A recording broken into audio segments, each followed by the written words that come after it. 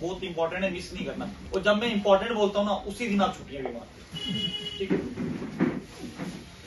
ठीक है। इंट्रोडक्शंस क्या आपकी डीपीएसपी की, ये पार्ट 4 में है और 36 से लेके आर्टिकल 51 के बीच में आते हैं। और एक चीज याद रखना कि डीपीएसपी डिनोट्स करते हैं the ideal that the country should keep in the mind while formulating the policies and enacting laws. जब भी कोई लॉज वगैरह गवर्नमेंट बनाती है तो माइंड में क्या रखा जाता है, डीपीएसपी को माइंड में रखा जाता है। इनको noble features of the Indian constitution भी कहा जाता है। ठीक है, पूछा जाता है कि बताओ कौन से पार्ट को नोबल फीचर्स भी कहा जाता है। देखो क्वेश्चन किसी तरीके से भी बन सकता है, तो noble features of the Indian constitution भी कहा जाता है। अब पेपर्स बड़े वो ना मेंटलिटी सोच के डाल रहे हैं वो। अब पहले वाले पेपर्स नहीं आ रहे बड़े, अब पहले पेपर देते बड़े सिंपल पेपर होते थे, अब इतने सिंपल पेपर नहीं पूछे जा रहे। इसीलिए एक एक चीज को जब तक डिटेल में नहीं पढ़ोगे तब तक आपका पेपर सॉल्व नहीं होने वाला। ठीक है, अब ये कहां से लिए गए थे, सोर्स क्या है, the DPSP are borrowed from Irish Constitution।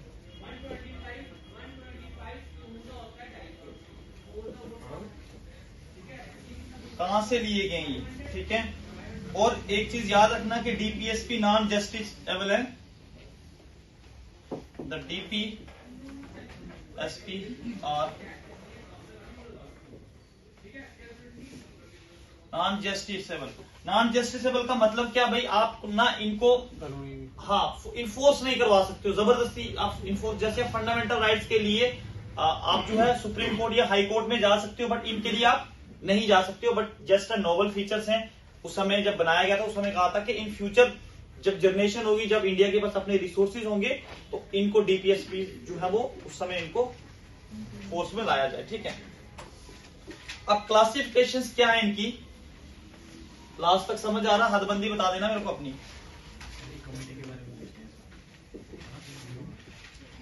ये किसके बारे में पूछते हैं, क्लासिफिकेशन ऑफ डीपीएसपी। इसमें 3-4 आर्टिकल्स ही ज्यादा पूछे जाते हैं, बता दूंगा कौन से आर्टिकल्स हैं। ठीक है, सबसे पहले नंबर पे इनको अलग अलग डिवाइड किया, सोशलिस्ट। सर ये बाइंडिंग थोड़ी होती है, हाँ लीगल बाइंडिंग नहीं है, वही मैंने नॉन जस्टिसेबल लिखवा दिया। ठीक है, गांधीयन,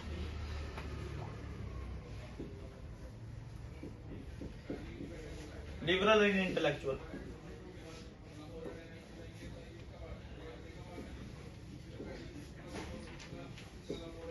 ठीक है, 3 टाइप के हैं। ठीक है, सोशलिस्ट, गांधीयन। गांधी ने ज्यादा ना फोकस किया था आपके पंचायत को लेके, कोऑपरेटिव सोसाइटीज को लेके, फिर आपकी रूलर्स के अंदर अर्बन इंडस्ट्रीज वगैरह। ठीक है, एनिमल हस्बेंड्री को लेके, उनकी प्रोटेक्शन को, काउस को की प्रोटेक्शन को लेके गांधी ने बात की है। ठीक है, तो सोशलिस्ट में आपकी बात आ जाती है कि आपकी इकोनॉमिकली इक्वालिटी प्रोवाइड की जाए और फ्री लीगल एड वगैरह। ठीक है, लिख लिया इतना।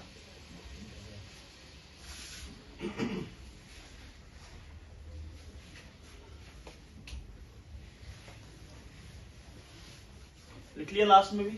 ठीक है, अब इंपॉर्टेंस लिखवा रहा हूं जो आपके एग्जाम्स के लिए इंपॉर्टेंट होंगे। ठीक है, लास्ट में ट्रिक दे दूंगा, लगभग सभी इसमें अमेंडमेंट्स भी पूछी जाती है। सब इंपॉर्टेंट डीपीएसपी।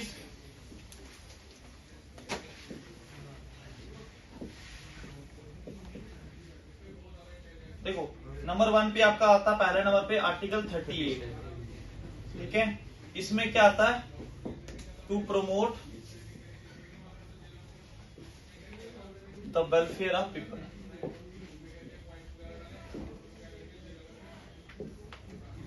लोगों की वेलफेयर। ठीक है, बाय सिक्योरिंग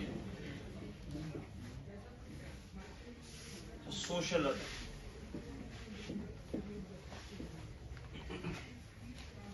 ऑर्डर। जस्टिस आपका इसमें किस किस में आ जाता, सोशल जस्टिस मतलब social, economic and political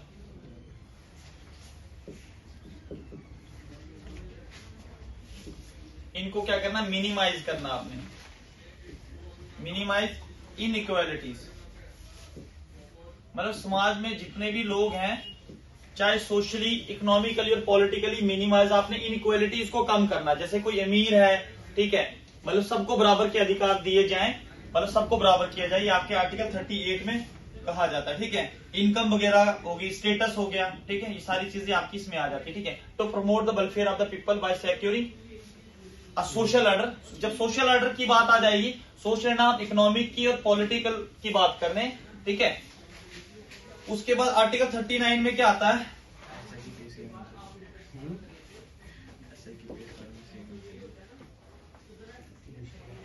to secure right of livelihood citizens. ठीक है सर, ये शटर बंद करवाता हूँ, वो रिफ्लेक्शन बढ़ रही है।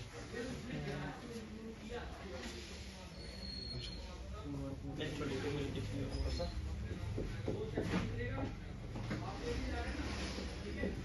माना बाहर थोड़ी करा। देखना राजू होगा ना सामने, अगर कोई लास्ट में दरवाजे के पास। Equitable distribution of materials, materials को इक्वली डिस्ट्रीब्यूट किया जाए। इसी में आपका आ जाता है equal pay for man and women. Equal pay man और वुमेन्स के लिए होनी चाहिए। इसी में आपकी हेल्थ की बात की जाती है, बच्चों की हेल्थ की, और आपके हेल्थ ऑफ द वर्कर्स को भी इसमें जो है वो आर्टिकल 39 में आ जाता है। देखो आर्टिकल 39 में क्या चीज है? Right of livelihood of citizens, equitable distribution of material, equal pay for man and women. ठीक है, और आपकी हेल्थ ऑफ वर्कर, उसके बाद हेल्थ ऑफ चिल्ड्रन। ठीक है, आपके आर्टिकल 39 में उसमें बात की जाती है। बाद में वन वर्ड्स में सारे करवा दूंगा, एक एक वर्ड में। ठीक है, अभी थोड़ा सा डिटेल में लिखो। आर्टिकल 39A, ये नया आर्टिकल ऐड हुआ था। ठीक है, अमेंडमेंट है, ये इंपॉर्टेंट है। टू प्रमोट इक्वल जस्टिस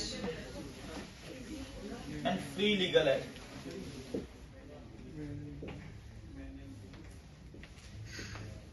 ठीक है, टू द पोर। एक चीज इसमें याद रखना, आर्टिकल 39 ये इंपॉर्टेंट है। ये देखो, कोई बंदा जो है ना, अब देखो कोई भी पर्सन है, वो आपका केस नहीं लड़ सकता। हर बंदे के पास इतना पैसा नहीं होता कि वो केस लड़ सके। तो आर्टिकल 39A में दिया है कि जो भी कोई पूर पर्सन होगा उसको फ्री लीगल एड दी जाएगी। ठीक है, गवर्नमेंट की तरफ से उसका केस लड़ा जाएगा। ठीक है, ये चीज आप याद रखना सिर्फ बुक्स में ही है। हाँ, ये बुक्स में ही है। आर्टिकल 40 मोस्ट इंपॉर्टेंट है। ठीक है, बड़ी बार क्वेश्चन में पूछा गया है, इस बार भी पूछने के चांसेस हो सकते हैं। To organise village panchayat.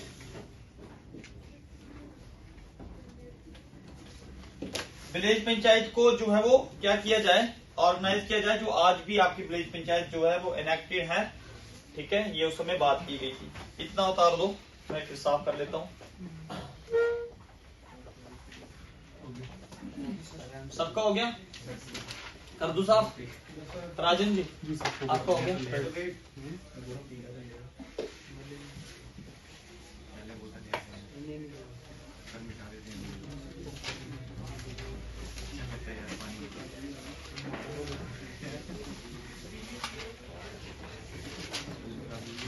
Article 41 क्या कहता है? To secure the right to work,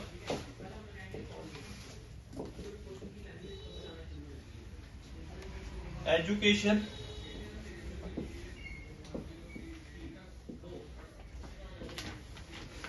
in case of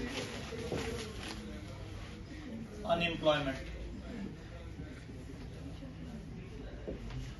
old age के लिए पेंशन वगैरह जो आज मिलती है, सिकनेस, ठीक है, डिसेबलमेंट, डिसेबल पर्सन जो होता है उसके लिए। देखो आपके ये बड़ा इंपॉर्टेंट आर्टिकल है। ठीक है, आपके लिए भी। अब बताओ कि जो पर्सन जिनको जॉब अनएम्प्लॉयमेंट के टाइम क्या गवर्नमेंट आपको एम्प्लॉयमेंट देती है? 100 दिन का रोजगार आपका जो मनरेगा में आपको आता है, मिलता है भाई। आप काम करोगे तो मिलेगा जरूर। अब वो बात अलग है, आप जम्मू बैठ के खा रहे होते तो पीछे सरपंच को फायदा हो जाता कि उधर नाम चढ़ाया होता, ठीक है, आता लेकिन, ठीक है, डायरेक्ट बंदे के खाते में आता। भाई साहब को पता है, मुझे ही पता नहीं, ठीक है। To secure the right to work, education हो गया in case of unemployment, old age को पेंशन मिलती है, ठीक है। जो लोग बीमार है गवर्नमेंट की तरफ से बेनिफिट मिलता है उनको। अभी आप देखो वो बन रहे हैं, आपके कार्ड बन रहे हैं, आयुष्मान कार्ड बन रहे हैं, ठीक है। लेकिन ये उस समय इंडिया के पास इतना बजट नहीं था ना, तभी कहा था कि फ्यूचर गवर्नमेंट, तो फ्यूचर गवर्नमेंट इंप्लीमेंट कर रही है, ठीक है। और कुछ चीजें प्राइवेट के लिए भी तो है ESI से। हाँ बिल्कुल। आर्टिकल 42 क्या कहता है? देखो आर्टिकल 42 में क्या है? To make provisions for justice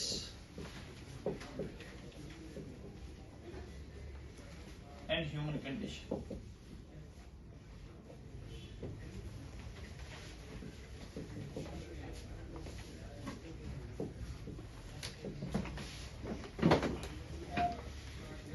maternity क्या होता है? देखो भाई, आर्टिकल 42 क्या कहता है? To make provisions for justice and human conditions for work. अब कोई बंदा है, काम कर रहा है, ठीक है, उसकी कंडीशंस को भी तो देखना है, ठीक है। ऐसे बेचारे को लगा के रखोगे बंदा मरने वाला हो जाए, ठीक है। और आपको वर्कर्स की भी कंडीशंस को देखना, उनका टाइम वर्क कितना है, ठीक है। और मैटरनिटी रिलीफ, आपको मैटरनिटी रिलीफ भी देना है, ठीक है। क्या आज मैटरनिटी रिलीफ मिल रहा है? प्राइवेट में नहीं मिल रहा। प्राइवेट में फिर पैसा होगा, प्राइवेट में जाएगा, हम जैसे गरीब तो गवर्नमेंट में जाएगा। गवर्नमेंट में तो मिल रहा है, गवर्नमेंट में 6 मंथ्स की मिलती है। बिल्कुल, ठीक है। ये सारी चीजें आज इंप्लीमेंट हो रही हैं, बट ये जब संविधान बन रहा था उस समय कहा था कि इन फ्यूचर गवर्नमेंट, तो फ्यूचर गवर्नमेंट प्रॉपर तरीके से उस चीज के ऊपर उतर रही है, ठीक है। आर्टिकल 43 सर, ये आर्टिकल 41 में जो आपने लगाया, ये पेंशन वगैरह जो इसमें लिखाया आपने, हाँ जी, हाँ जी, तो ये अपनी विडोज की जो पेंशन से इंदिरा गांधी के टाइम से जुड़ी है? मे बी 1970, क्योंकि विडोज की तो उसने लगवाई थी बिल्कुल। फर्स्ट टाइम इंडिया में। फिर आपका वो 42nd अमेंडमेंट 42nd है। अमेंडमेंट। देखो 43 to secure the participation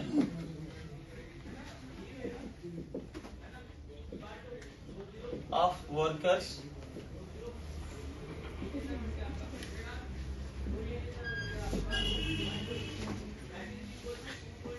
management of industries, ये बाद में ऐड किया गया था मैनेजमेंट की इंडस्ट्रीज में, ये 42nd अमेंडमेंट के तहत ऐड हुआ था, ठीक है। अब देखो इसमें क्या था, इसमें to secure the participation of workers in the, अब देखो मैनेजमेंट में क्या आपके जो मैनेजमेंट होती है, क्या आप वर्कर्स को पार्टिसिपेशन देना चाहिए? बिल्कुल देना चाहिए, ठीक है। अगर मानो कि वर्कर्स काम कर रहे हैं, उनको मैनेजमेंट में आप इंटरफेयर ही नहीं करने दे रहे हो, उनको पता ही नहीं हमारी मैनेजमेंट में हो क्या रहा है, ठीक है।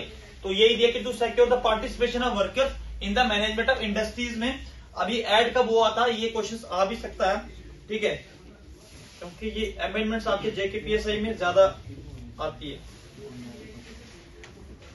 42nd कॉन्स्टिट्यूशनल अमेंडमेंट एक्ट 1976 में देखो एक चीज याद रखना, आपकी 42nd अमेंडमेंट इसमें 76 में हुई थी, 44 1978 में हुई है, ठीक है। 86 आपकी 2002 में हुई है, और सबसे ज्यादा तो 42nd में ही हुए ना। हाँ, सबसे ज्यादा मिनी कॉन्स्टिट्यूशन इस समय बना इंडिया, हम कह सकते हैं मिनी कॉन्स्टिट्यूशन चेंज ही। अच्छा इतना हो गया, लिख लिया सबने? लिख लेना साथ साथ में, सिंपल लैंग्वेज में। बहुत सारी जगह पर ढूंढोगे ऐसी चीजें ना, फिर आपको वहां पे कंफ्यूजन बड़ा हो जाएगा, ठीक है। आर्टिकल 44 में क्या है?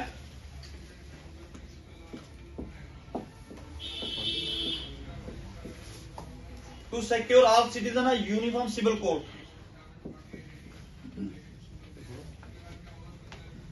To secure all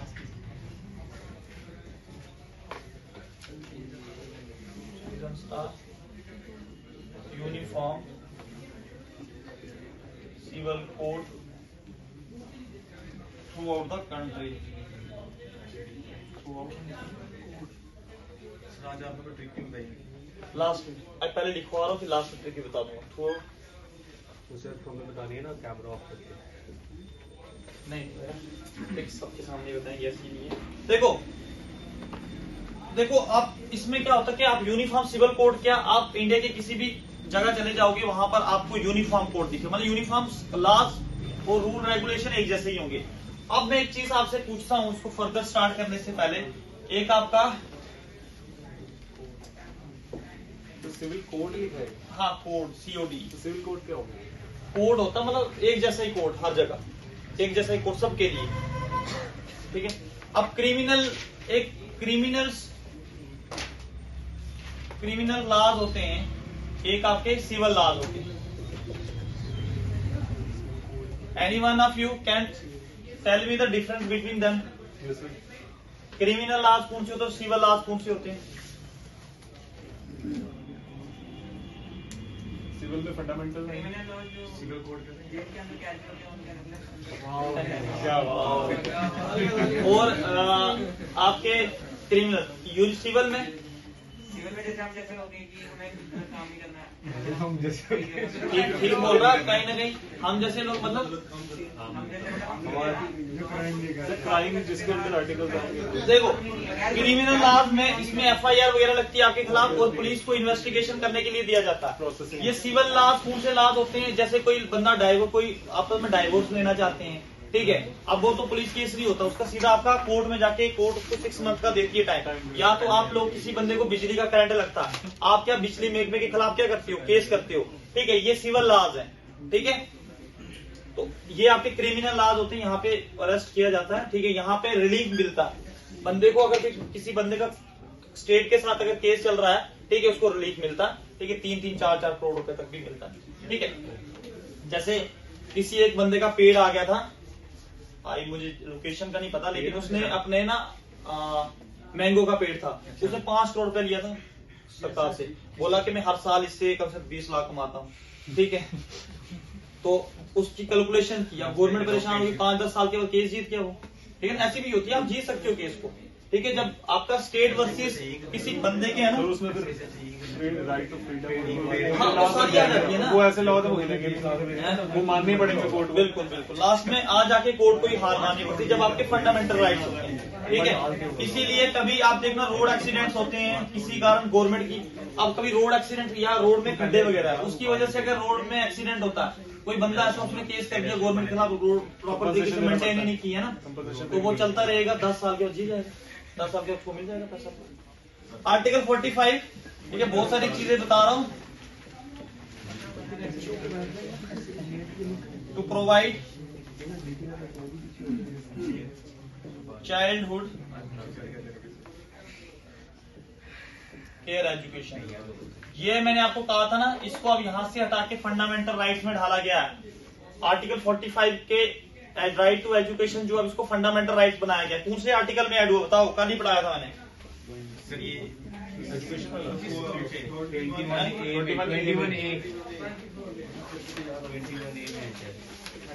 86 constitutional amendment act, भूल गए हो? 2002 कहाँ पे ऐड किया इसको, जाके 21A में ऐड किया, ठीक है। इंपॉर्टेंट है ये चीज। जहाँ रोहित की उंगली है कि पढ़ाने बोलने की मतलब हाँ। आर्टिकल 47 आज रोहित आया नहीं है, वो लास्ट में बैठा सर। शांत है यार, क्यों पीछे बैठा फिर जरा। अच्छा, चाय पीने जाएगा तो सीट कैसे मिलेगी? चाय पीने जाएगा फिर नहीं कहते यार, ऐसा कहाँ हो गया? चाय उसी को बोलते हैं। To prohibit the consumption of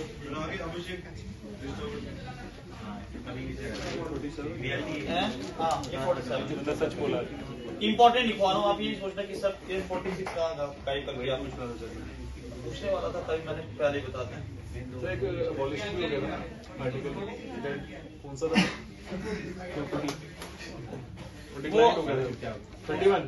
31 fundamental rights की बात करो। कंजप्शन ऑफ टॉक्सिकेंट्स, ड्रिंक्स वगैरह, आप ड्रग्स वगैरह यहाँ पे आपको ड्रिंक्स आज शराब वगैरह है ना? शराब छूटा छूटा ब्रेक ले रहे हैं। चैनी खैनी तो वही बैन है। हाँ चैनी खैनी भी बैन होगी। आपने कौन सी जगह पे देखा शराब शराब बेचता दुकानदार किराने पे भी सर ये अपना इधर हिमाचल सही बात बोल रहा है सर। अंदर को सोल में हो रहा है एक रोड तो देखा था मैंने सर यहाँ रोड में which are injurious to health.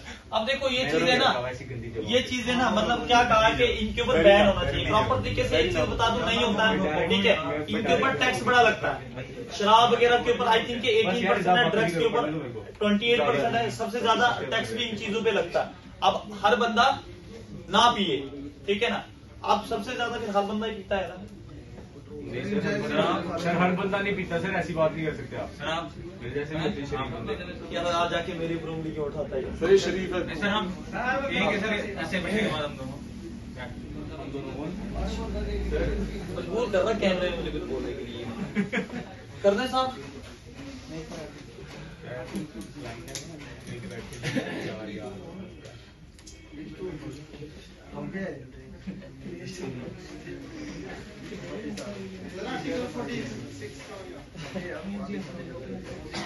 दोनों का झगड़ा खत्म करते हैं। सर ये 47 जो है 46 किधर है? हैं? सर 46 कहाँ पे है? इम्पोर्टेंट लिखो आराम से। कर दूं साहब? सर मेरी बात सुनो सर। हाँ मैं करवा रहा हूँ यार, लास्ट में क्यों टेंशन ले रही हो यार? कर दे साहब? सर जी जी। सर ये आपने भी लिखाया है ये आर्टिकल 47 में टू प्रोहिबिट ड्रग्स एंड हाँ ड्रग्स वगैरह फंडामेंटल कहता है राइट टू फ्रीडम। अगर ये आर्टिकल 47 अगर करेक्ट है नहीं, लाइफ उधर लाइफ पर्सनल लाइफ में लिबर्टी भी आता है ना उसको। दोनों, बट जब केस आएगा ना डीपीएसपी और फंडामेंटल राइट्स का, तो फंडामेंटल राइट्स को दिया जाता है वैसे। हाँ अगर केस इन दोनों पे आता है ना तो फंडामेंटल राइट्स ही जीतते हैं। एक केरला की वो हुए थे ना, स्टेट ऑफ हाँ केरला लोग करते वर्सेस रहते हैं केस, ऐसी बात वही मैं नहीं है। कह रहा हूँ बासु केस आया था एक स्टेट के खिलाफ, Basu versus state of Bihar आया था। बिहार। सर एक केरला का भी तो था। हाँ आर्टिकल 48 में टू प्रोहिबिट द दिखा देंगे कानून का। स्लॉटरिंग ऑफ काउस नहीं जाएगी वापस। पीटा ही नहीं मैं किसी चीज को। वो पीछे बैठा हुआ है। उसके लिए करना, वो पीछे उसको याद ही नहीं रहेगा। रोहित की बात कर रहा हूँ उसको बता दो।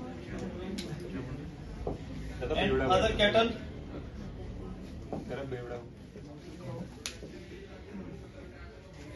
improve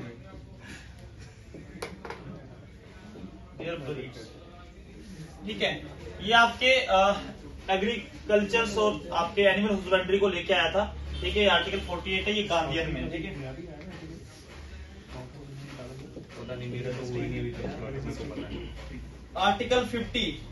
आर्टिकल 50 क्या करता है? जुडिशरी को एग्जीक्यूटिव से अलग करता है। ये चीज याद रखना, मैंने बताया भी था शायद आपको जब मैं पढ़ा रहा था अभी आपको। कुछ अमेंडमेंट हुई है ना काउस को लेके हाँ आर्टिकल्स में। हुई है, टू सेपरेट द जुडिशरी। तो उसके लिए कोई नया आर्टिकल बनाएगा कोई? किसके लिए? इसको अमेंडमेंट की है ना उन्होंने, लास्ट अभी आया भी था। उसी में किया होगा अमेंडमेंट यार। आर्टिकल चेंज नहीं हुआ, ये उसके आगे बाइफिकेशन नहीं हुई। हाँ हाँ ऐड हुआ होगा नया public service.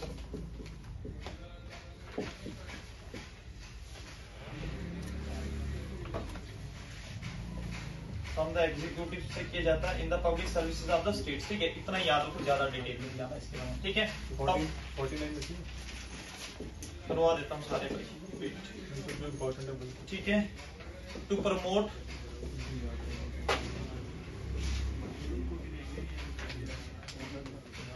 International peace and security.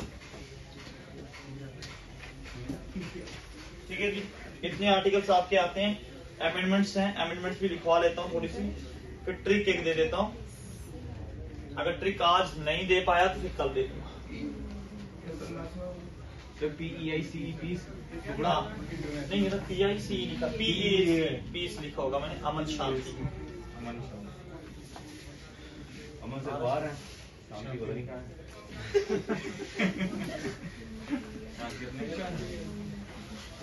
कर दें साहब?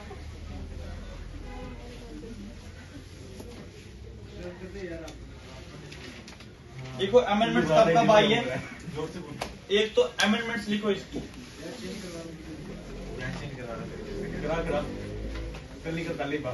एक तो आज 73rd कॉन्स्टिट्यूशनल अमेंडमेंट एक्ट आया था आपका, ठीक है। कब आया था ये? 1992 में आया था। किसको लेके आया था? आपकी पंचायत को लेके आया था, पंचायत, ठीक है। इसमें आपका आर्टिकल कौन सा आया था? आपका 40, ठीक है। 73rd अमेंडमेंट्स में आपका ये आर्टिकल्स एक्चुअल था संविधान में, बट इसको प्रॉपर तरीके से कॉन्स्टिट्यूशनलाइज किया था 73rd के तहत, ठीक है। पंचायती राज सेटअप हुआ था इंडिया में, ठीक है। अब 3 टियर गवर्नमेंट है ना, क्या होता 3 टियर? एग्जीक्यूटिव, लेजिस्लेटिव और क्या ग्रेड पर से भैया? सेंट्रल, स्टेट और लोकल। अगर हम लोकल में लेके चले, सरपंच, बीडीसी, सरपंच उसमें आता, और उसके बाद जिला परिषद। 86 कॉन्स्टिट्यूशनल अमेंडमेंट बार बार करवा रहा हूँ। ये कब आई थी? 2002 में आई थी। किसको लेके आई थी? आपकी, ठीक है। इसने आर्टिकल 45 इसको किस में ऐड किया था? फंडामेंटल राइट्स में। देखो यहाँ पे देख लेना भाई, यहाँ 86 कॉन्स्टिट्यूशनल अमेंडमेंट एक्ट आई थी 2002 में। आर्टिकल 45 का जो सब्जेक्ट मैटर था उसको चेंज कर दिया था। अब एजुकेशन, राइट टू एजुकेशन को फंडामेंटल राइट्स बना दिया, ठीक है। आपने पहले भी इस चीज को पढ़ा, ठीक है। फिर एक आपकी आई थी नेक्स्ट, आपकी 97th कॉन्स्टिट्यूशनल अमेंडमेंट एक्ट। कब आया था ये आपका? ये आया था आपका 2011 में, ठीक है। अब इसने क्या ऐड किया था? आपके नए आर्टिकल्स, एक नया आर्टिकल ऐड किया। FR क्या है सर? Fundamental rights. तो आर्टिकल 45 कौन सा फंडामेंटल राइट? अरे भाई मारो मुझे, मारो। मैं अभी पहले बोल रहा था ना यार, सुनता नहीं है तू, बाद में वो मलेशिया से भी 2 घंटे पीछे है। आर्टिकल 45 मैंने कहा इसका सब्जेक्ट मैटर चेंज करके इसको फंडामेंटल राइट्स में ऐड किया था। आर्टिकल 221 में, पहले ही बोला था ना, भूलता क्यों है यार।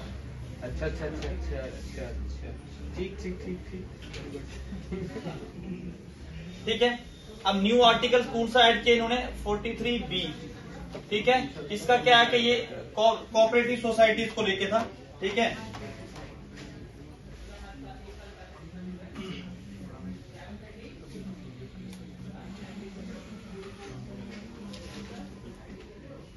ठीक है जी।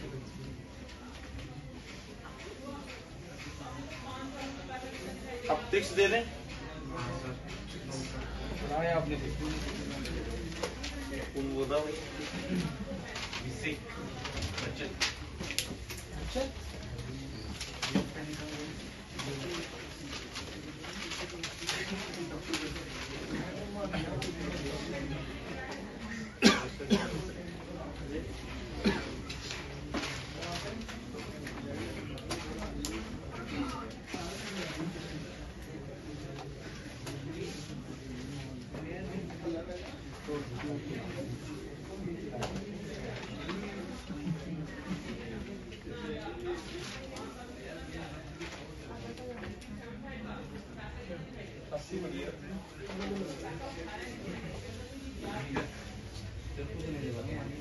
पहली ट्रिक है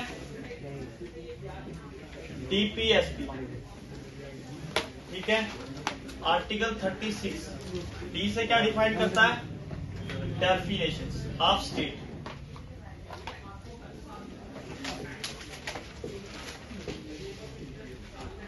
आर्टिकल 37 पी से क्या करता है? Principles contained in this part।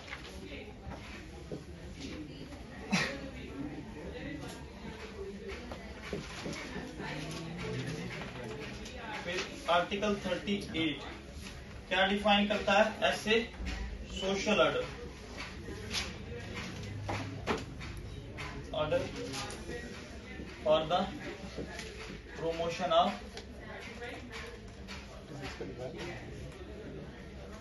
welfare of the people, ठीक है। Social order for the promotion of welfare of the people, लोगों की वेलफेयर के लिए क्या रहता है? पी रहता है। 39 में पी क्या डिनोट करता है? Policy to be followed by the state.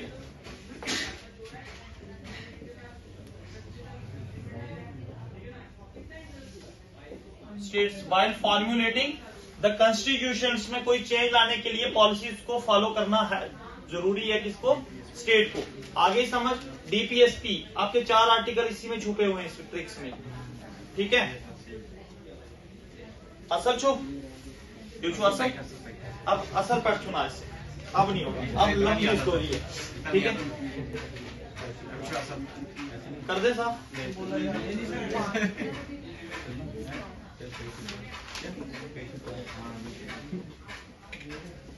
4 article तो नहीं भूलेंगे अब. DPSP definition of the state. फिर आपका क्या आ गया? DP principles content. इस पार्ट में क्या क्या प्रिंसिपल्स हैं, मतलब कैसे इनको अप्लाई करना है. ऐसा आगे social order for the welfare of the people. और फिर policies to be followed by the state during formulating the basic structure. Change भी कोई करना होगा कॉन्स्टिट्यूशन का उस समय. बेसिक स्ट्रक्चर तो कॉन्स्टिट्यूशन का चेंज नहीं कर सकते, उसमें अमेंडमेंट ला सकते हैं. ठीक है.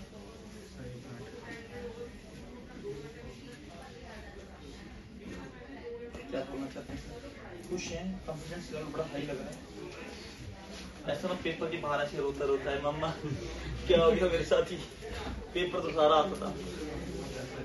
कभी कभी ऐसा भी लगता है ना आपके साथ, जिस बंदे ने नहीं पढ़ा होता ना, वो बंदा कहता मैंने ना 78 का मार्क किया है. ओके, तो बंदे ने ना 75 खुद के, तो यार इससे अच्छा पढ़ा ही नहीं होता इसके तो.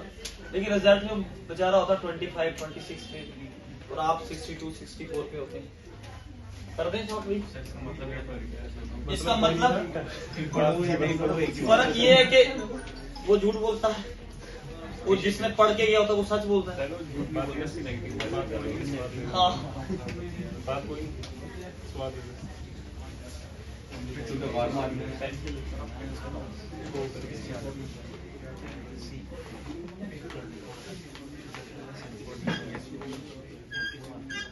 लिखो story. Village panchayat.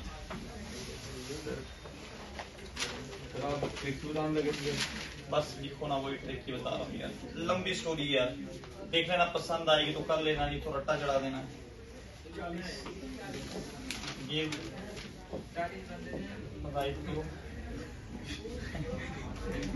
Work and education. अब 40 बंदों को शराब नहीं पिलाना शुरू कर देंगे. 41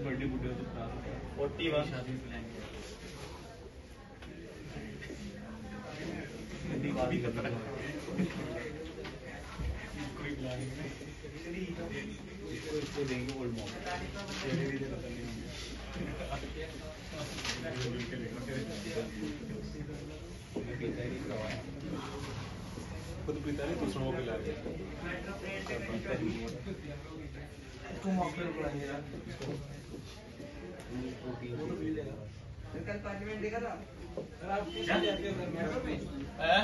यार 8 मिनट लेट हो गया था कल मेट्रो की वजह से. हाँ कल मेट्रो बन गई मैंने सुना. कहाँ? ये तो तभी के पास. हाँ देखा यार, हमारी जो ये मेट्रो लेट हो गया था कि कल हमारी तीसरी पूछने गए ऐसे ही है. इसका मतलब ये रील्स बड़ी ज्यादा देखता है. रील्स नहीं जेके मीडिया ने चढ़ाया. अच्छा. अपने ही बंदे का ये देखना, उसने मेयर ने बोला था कि बर्फ पड़ेगी. बोले पड़े ट्रेन भी चलेगी.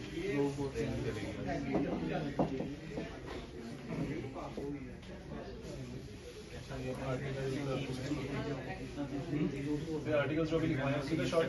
हाँ मैं 2-3 बार पढ़ूंगा फिर समझ आएगा. ऐसे तो आपको ये लंबी स्टोरी लगेगी. It remove weak education and economy.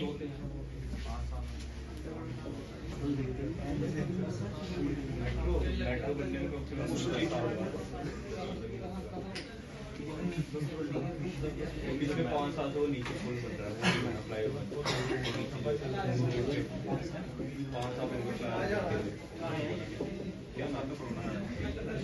Corona काम नहीं कर रहे थे क्या वो. तो कर ही नहीं रहे।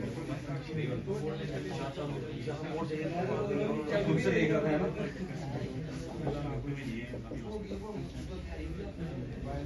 मेरे साथ साथ लिखते रहो यार।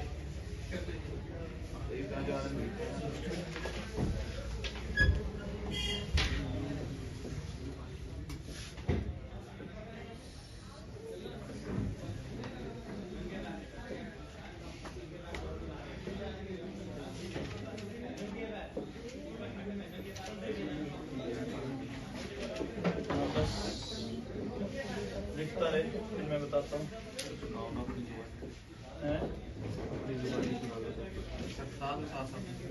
ऐसे समझ नहीं आएगा, मैं बताऊंगा।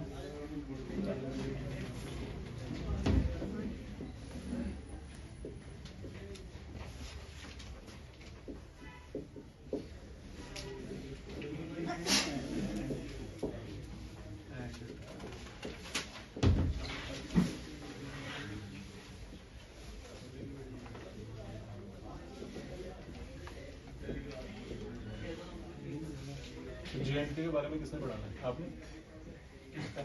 सारा उसका नेक्स्ट टीचर। आपने उसमें क्वेश्चन भी ले रहे कोई? हाँ ना, जॉइन किया मैंने। नेक्स्ट टीचर कौन? मेरा खत्म होगा तो उसके बाद उसमें या कुछ सर पढ़ा देगा। देखो यार, अब देखो समझने की कोशिश करो। क्लास है ना 2-4 से। विलेज पंचायत 40, एक विलेज पंचायत जिसका नंबर 40 है, उसने give right to work and education. 40% को क्या दिया हमने?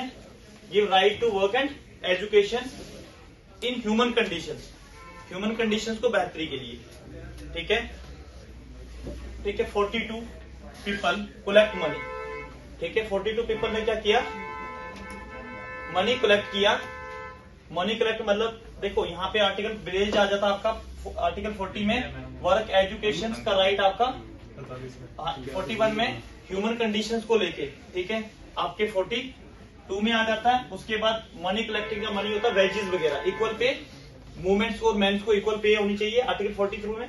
और uniform was made, uniform civil code article 44 में। देखो इसमें क्या है, मनी कलेक्टेड, उससे क्या किया? यूनिफॉर्म, उससे यूनिफॉर्म बनाई किसके लिए? For school children. School children article 45 में आ जाता ना आपका, ठीक है। आर्टिकल 45 में आ जाता तो यहाँ पे आपको 86 कॉन्स्टिट्यूशन अमेंडमेंट के बाद तो इसको मतलब इसका सब्जेक्ट मैटर तो चेंज किया। अब it removed weak education and economics. अब इट रिमूव्ड वीक एजुकेशन का मतलब क्या आ गया कि आपने इक्वल जस्टिस देना है एजुकेशन को, और इकोनॉमिक सोशल जस्टिस, जिसको हम सोशल ऑर्डर कहते हैं, बराबरी करवानी है आपने। जो लोग गरीब है उनको भी बराबर लाना, उनको इकोनॉमिकली सोशली। किन लोगों को? जो वीक सेक्शन की है, ठीक है। It remove weak education and article 46 नहीं लिखवाया था मैंने, तो उसमें एसटी और एससी की बात की जाती है, ठीक है। It remove weak education and economy. ये किसको रिमूव कर रहा है? इसका आप समझ लो कि एससी और एसटी की एजुकेशन को इंप्रूव किया जाए। एंड बूस्टेड हेल्थ, तो आर्टिकल 47 में किसकी बात की गई है? हेल्थ की, ठीक है, आपने लिखा होगा इसमें। और एग्रीकल्चर में आपके एनिमल हस्बेंड्री वगैरह आर्टिकल 48। उसके बाद किंग स्टैच्यू वाज रिनोवेटेड। आपको आर्टिकल 49 करवाया था, मैंने करवाया होगा शायद आपको पता। आर्टिकल 49 के तहत ना जितने भी आपके स्टैच्यूज मॉन्यूमेंट्स है उनको रिनोवेट करवाना ये स्टेट का जो है वो फर्ज है, ठीक है। King statue was renovated and lady justice statue was made separately. अब लेडी का, अब किंग का रेनोवेट किया तो लेडी का भी बनाना जरूरी है जस्टिस देने के लिए। तो आर्टिकल 50 में क्या आ जाता है? सेपरेशन ऑफ पावर, लेजिस्लेटिव और उसका सॉरी जुडिशरी को एग्जीक्यूटिव से अलग किया, ठीक है। यहाँ पे lady statue was made separately, तो सेपरेट वर्ड किसको यूज कर रहा है? आपके दोनों के बीच में। King provided security for outer villages. अब इसको हम कहते हैं इंटरनेशनल पीस के लिए, ठीक है। ये सिक्योरिटी पीस के लिए आ जाता है इस तरीके से। 2-3 बार पढ़ोगे समझ आ जाएगी। सर इसको याद करने से अच्छा हम आर्टिकल नहीं याद कर ले। वही तो मैं कह रहा हूँ सर, अगर बीच का कोई पूछ लिया तो इसका मतलब पूरी लाइन नहीं लिखते रहेंगे वहाँ पे बैठ के। यार कैसे बीच का पूछ लेंगे? फॉर एग्जाम्पल उन्होंने पूछ लिया 46 आर्टिकल में क्या? तो 46 में क्या सिंपल चलिए, से बूस्टेड हेल्थ, वहां लिख कर बूस्टेड हेल्थ मेंस के लिए सही है, प्री के लिए सही नहीं। अगर पूरा लिखना तो सही है। लेकिन मैं कह रहा हूँ, फिर भी आर्टिकल सुजेशन दे देता हूँ मैं आपको। फर्स्ट टाइम पढ़ रहे हो 2-4 बार पढ़ लेना, भूलेगा नहीं, बस इतना बोल दिया। नहीं तो आपको डीपीएसपी याद करने के लिए 36 से लेके 51 तक आर्टिकल्स ऐसे याद नहीं होते। हाँ, करेंगे सर ट्राई। 2-3 बार, ठीक है। वो ऐसे शॉप पे नहीं आते हैं, भाई साहब आप रख लो, मैं ना आता हूँ 2 मिनट की बत्ती लेता हूँ मैं, तो ट्राई करते थे, कर दूं साहब इसको। वहाँ पे भी यही होगा, अगर उसमें पहले विलेज पंचायत, अच्छा फिर राइट गिवन दिए, फिर ये किया वो भी करते थे, बाकी अपनी अपनी चलता है। ठीक है, तो नेक्स्ट टॉपिक हमारा रहेगा किंग स्टैच्यू वाज रिनोवेटेड।